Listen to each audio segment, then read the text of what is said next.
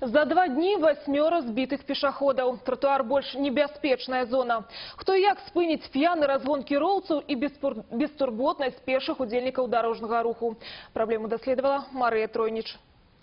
У той злапомны дзень Тацяна Чэркас з дачкой збіраліся ў цырульню. Падышлі да праезнай часткі, спыніліся перад светлафором. Ніхто не чакаў, што на тротуары раптам з'явіцца машина. Я только услышала крик дочери, и когда я повернулась, и секунда, и вот эта красная машина, вот прямо у меня перед лицом сильнейший удар. Па жорсткай іроніі трагедыя здарылася ў святочны для Тацяны дзень, дзень настаўніка. Слышала, когда мне приходили смс-ки с поздравлениями в тот момент, когда я лежала вся в крови. И вечером звонили. Сегодня все коллеги в шоке были. На жаль, сваіх вучняў і калег Тацяна ўбачыць не хутка. Па самых аптымістычных прагнозах яна не ўстане з ложка 4 месяцы.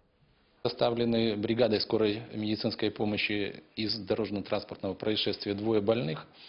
Находятся они в состоянии средней степени тяжести.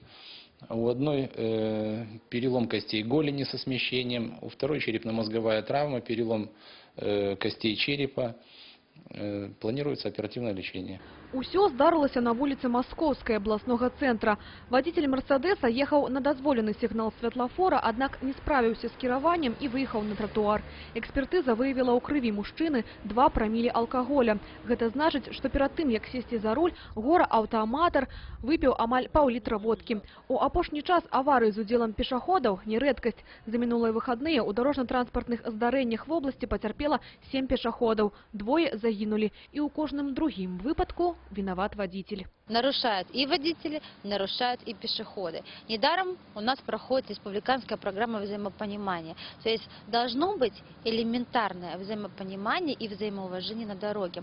Водитель, он, во-первых, скажем, управляет источником повышенной опасности. То есть на него ответственность в любом случае уже, как говорится, выше. Водителю, что сбил пешехода, может погрожать криминальная отказность. За кіраванне ж автомобилем у стане алкогольного опьянения позбавляют правов и выписывают штраф.